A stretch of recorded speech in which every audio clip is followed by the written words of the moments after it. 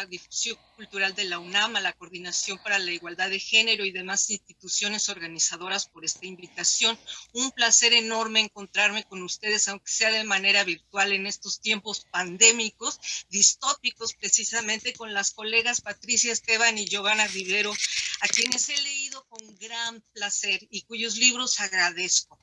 A propósito del tema de este foro, Utopías y Distopías en las Narrativas Feministas, les platico a quienes no me conocen, explicó Anel, soy una novelista mexicana autodesterrada en Nueva York, justo después de la publicación de una novela distópica y feminista titulada Un Dios para Cordelia.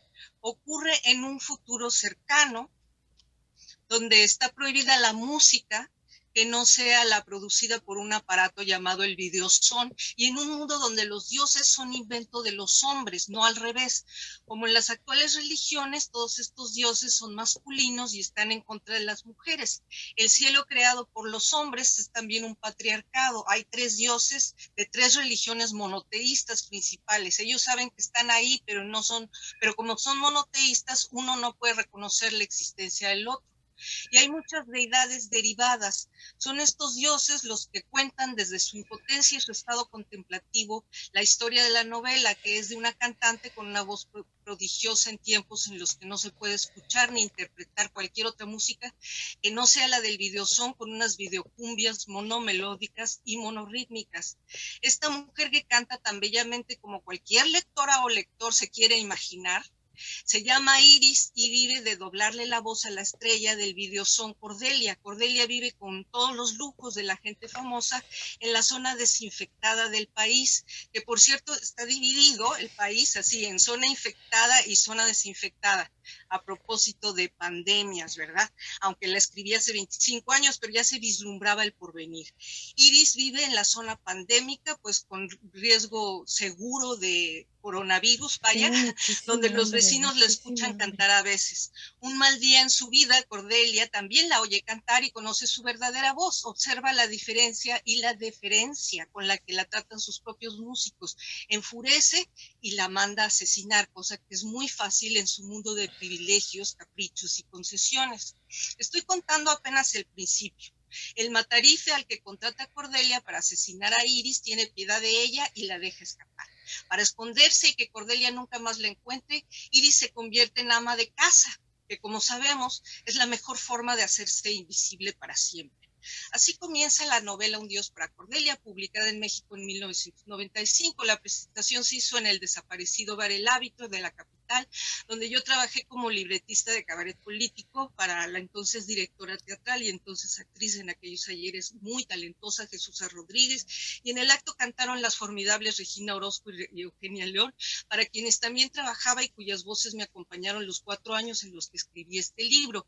En el segundo segmento, posiblemente, si da tiempo, les voy a leer algunas páginas de la novela. Por supuesto, ya antes se habían escrito novelas de ciencia ficción distópica en México, Cristóbal Nonato de Carlos Fuentes y las novelas de ciencia ficción de Mauricio José Schwartz, por ejemplo, pero no eran novelas distópicas y además feministas, que es el tema de este foro.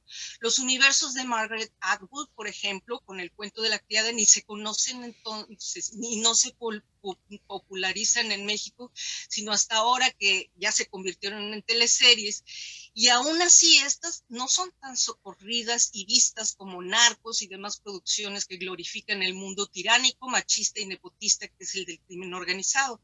Por otra parte, el pasado siglo fue un tiempo en el que se atribuía un valor literario a la misoginia envuelta en humos etílicos, con la bohemia y la poesía en noches de pasión. Les voy a leer, sin dar nombres, un ejemplo de miles de cuentos, cientos de novelas y crónicas que se celebraban en los 90 en México, cuando apareció Un Dios para Cordelia. Cito: las prostitutas encajan mejor en la noche que en el día, porque la noche se come sus sombras, que tiene alas, y las alas al batirse alejan a los clientes. Las prostitutas encajan mejor en la noche porque la oscuridad es un manto común y bueno, porque es de todos, y en esa medida abriga y protege a los que suelen cubrirse con él. Las prostitutas se comen a mordidas los corazones de los poetas, porque los poetas depositan en ellas justo eso, su corazón. Fin de la cita. En tanto, la narrativa publicada por mujeres se denominaba literatura light, en parte para desacreditarla, pero también porque lo era, porque la literatura de mujeres estaba a cargo de las esposas o novias o acompañantes de hombres poderosos. Lo que antes hizo la obra monumental de Rosario Castellanos, por ejemplo, que puso la pluma en la llaga del racismo en México hacia los indígenas, en el idioma del conquistador además, convirtiendo el español así en una herramienta de liberación y conocimiento, o bien lo que antes fue el realismo mágico que inventó Elena Garro, porque ella fue quien lo inventó, hay que decirlo, con los recuerdos del porvenir, devino, involucionó en un costumbrismo de Disneylandia, lo que yo entonces llamaba la apología del trapeador, en la que se exaltan las tareas domésticas como inherentes a lo femenino y lo mexicano, la cocina, el cuidado infantil, la lavandería y las tradiciones populares. Por supuesto, no se pueden escribir distopías porque se está conforme con ese mundo, ya que lo narran escritoras muy privilegiadas, generalmente las esposas de alguien. A muchas de ellas las entrevisté, fíjense, y las confronté solidariamente al respecto, desde un punto de vista feminista, con madurez, porque si bien no podemos hacer nada para eliminar de nuestro pasado un privilegio con el que nacimos, sí podemos ser conscientes de él y utilizarlo en beneficio de las menos privilegiadas, o bien impedir que ese privilegio siga estorbando a las demás.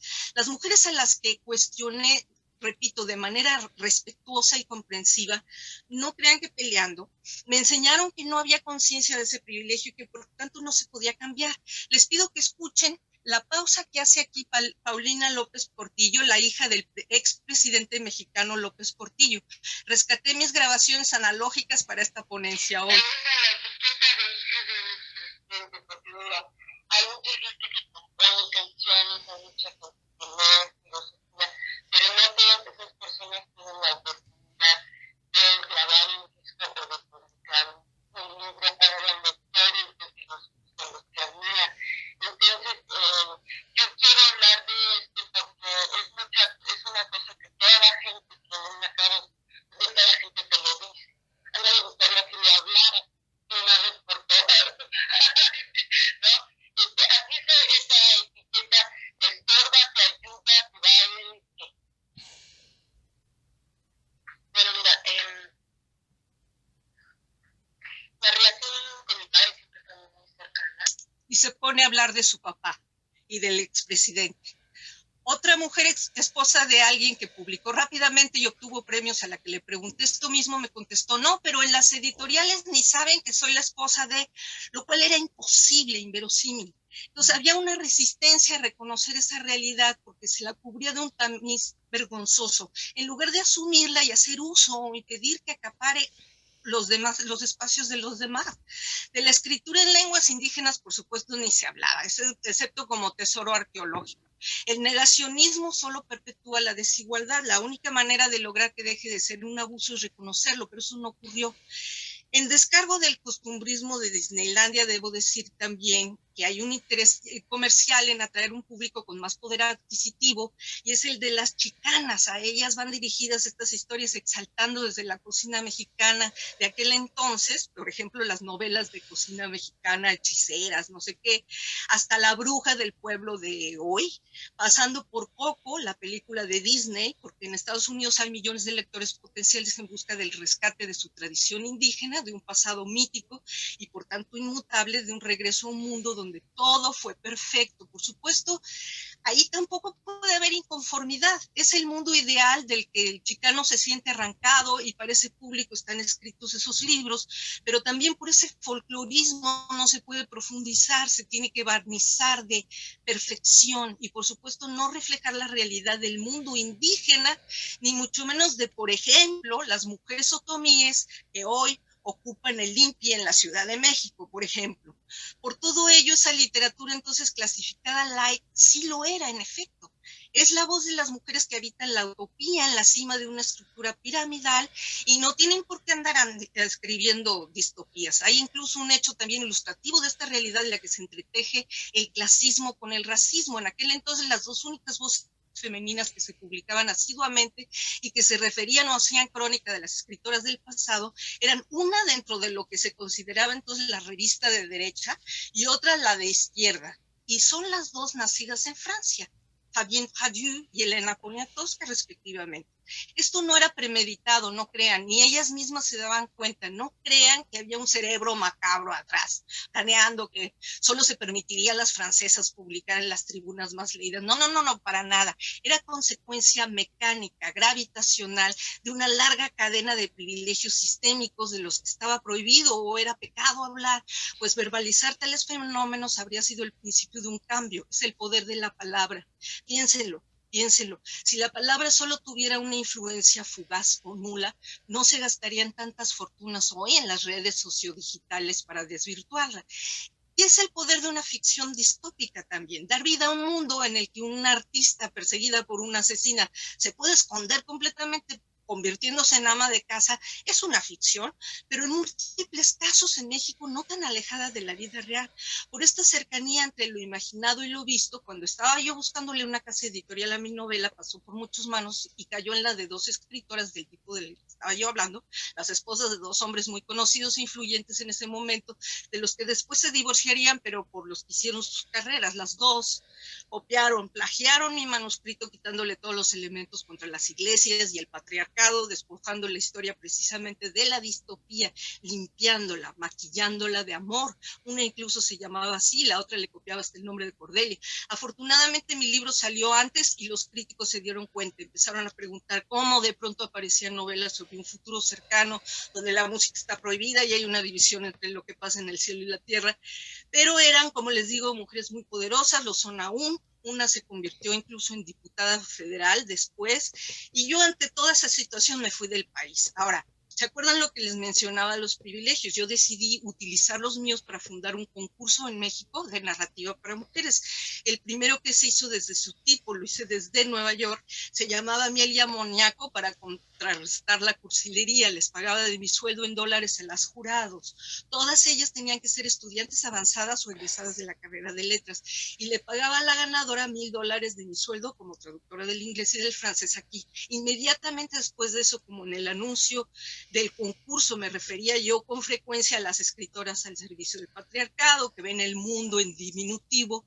Para socavar esta iniciativa, el entonces jefe de gobierno de la Ciudad de México instituyó un premio para mujeres escritoras cursis, con mucho más dinero del que yo podía poner, y que se llamó Premio Elena Poniatowska. Pero ni siquiera el mal es perfecto, déjenme contarles. A la primera edición no se apuntó ninguna mujer y le tuvieron que dar el triunfo a un hombre.